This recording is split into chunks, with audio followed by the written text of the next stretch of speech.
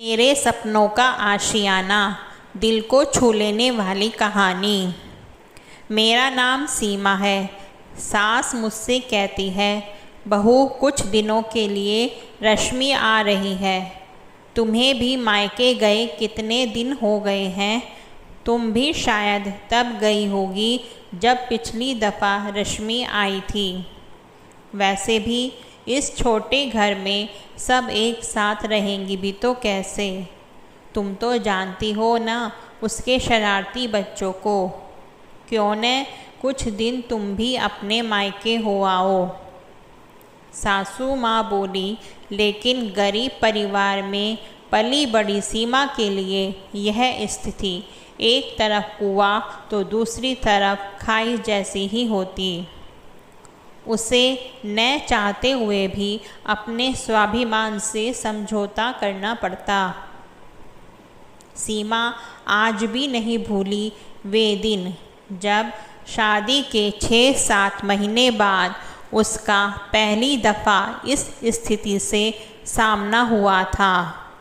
तब मायके में कुछ दिन बिताने के बाद माँ ने भी आखिर पूछ ही लिया, बेटी तुम्हारी ननंद ससुराल गई कि नहीं, और रवि ने कब कहा है आने को। माँ की बात सुनकर सीमा मौन रही। उसी शाम जब पति देव रवि का फ़ोन आया तो बोला, सीमा कल सुबह 10 बजे की ट्रेन से रश्मि दीदी अपने घर जा रही है। मैं उन्हें स्टेशन छोड़ने जाऊंगा और आते वक्त तुम्हें भी लेता आऊँगा। तुम तैयार रहना, जरा भी देर मत करना। तुम्हें घर छोड़कर मुझे ऑफिस भी तो जाना है। कुछ देर रवि से बात करने के बाद जब वह पास पड़ी कुर्सी पर बैठने लगी तो उस पर रखे सामान पर उसकी नज़र गई। उसने झट से सामान उठाकर पास पड़ी टेबल पर रखा और कुर्सी पर बैठकर अपनी आंखें मूंद ली। कुछ देर शांत बैठी सीमा अचानक से उठ खड़ी हुई। उसने सामान फिर से कुर्सी पर रखा और उसे देखती रही और फिर से वही सामान टेबल पर रखकर कुर्सी पर बैठ गई। इस छोटे से प्रयोग से सीमा को यह समझने में जरा भी देर नहीं लगी कि कहीं वह भी इस सामान की तरह तो नहीं, कभी यहाँ तो कभी वहाँ।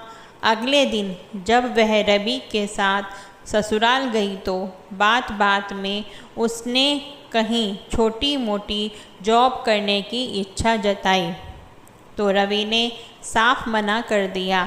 लेकिन रवि के ना चाहते हुए भी सीमा ने कुछ दिनों में जॉब ढूंढ ही ली और जब अपनी पहली सैलरी लाकर उसमें से कुछ रुपये अपनी सासू माँ के हाथ में थमाए तो सास भी अपनी बहू की तरफदारी करते हुए रवि को समझाने लगी, सीमा पढ़ी लिखी है और जॉब करके 2 पैसे घर लाने लगी है तो इसमें बुराई क्या है।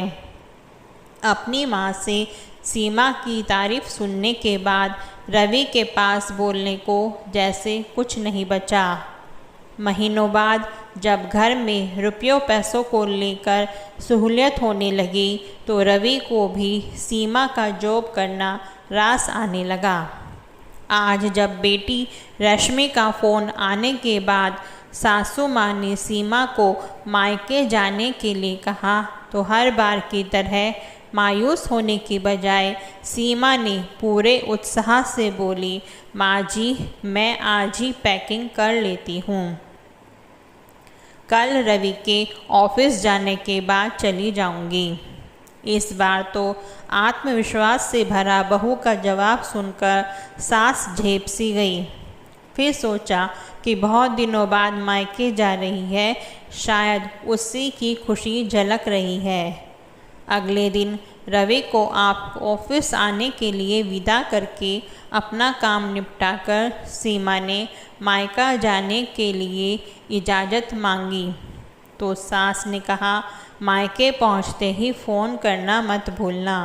हाँ में गर्दन हिलाते हुए सीमा बाहर की ओर चल दी। ससुराल से मायके का सफ़र टैक्सी में आधे घंटे से अधिक का ही था, लेकिन शाम के 4 बजने को आए थे। सीमा का अब तक फ़ोन नहीं आया। सासू माँ ने उसे फ़ोन किया तो आउट ऑफ कवरेज एरिया बता रहा था। फिर उसके मायके का नंबर मिलाया तो पता चला कि सीमा अब तक वहाँ पहुँचे ही नहीं। सास के पाँवों के नीचे से ज़मीन खिसकने लगी थी। झट से रवि को फ़ोन करके इस बारे में बताया। ऑफिस में बैठा रवि भी घबरा गया। वह भी बार बार सीमा के मोबाइल पर नंबर मिलाने की कोशिश करने लगा और कुछ देर बाद जब रिंग गई तो सीमा, तुम ठीक तो हो ना?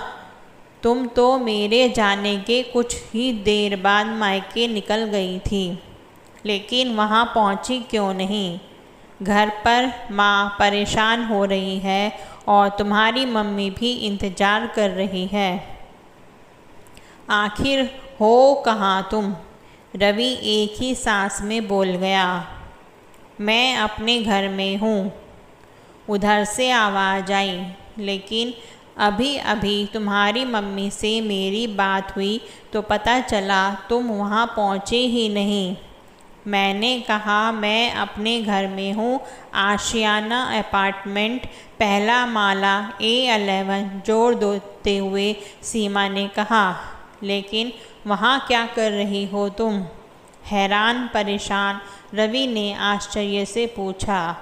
यहाँ नए फ्लैट पर चल रहे आखिरी चरण का काम देखने आई हूँ। नया फ्लैट? मैं कुछ समझा नहीं। लेकिन यह सब अचानक कैसे? अचानक कुछ नहीं हुआ रवि। जब भी रश्मि दीदी सपरिवार हमारे यहाँ आती है तो मुझे छोटे घर के कारण अपने मायके जाना पड़ता है, और जब मायके ज़्यादा दिन ठहर जाती हूँ तो माँ पूछ बैठती है कि बेटी और कितने दिन रहोगी। एक तो पहले से ही वहाँ भैया भाभी और उनके बच्चे माँ संग रह रहे हैं, जैसे तैसे अपना गुजारा करती है। ऊपर से मैं भी वहाँ जाकर उन पर बोझ नहीं बनना चाहती। और फिर एक कान से दूसरे कान पर फ़ोन लगाते हुए बोली, ऑफिस में मेरे साथ जो डिसूज़ा मैम हैं, उन्होंने भी 1 साल पहले इसी अपार्टमेंट में एक फ्लैट ख़रीदा था।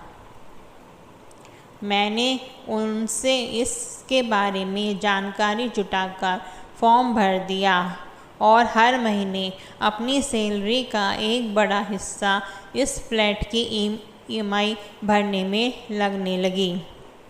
तुमने भी मेरी सैलरी और उसके खर्च को लेकर कभी कोई हस्तक्षेप नहीं किया, इसलिए इसमें तुम्हारा भी बहुत बड़ा योगदान है। सीमा, प्लीज़ ऐसा कहकर मुझे शर्मिंदा मत करो। शर्मिंदा होने का समय गया रवि।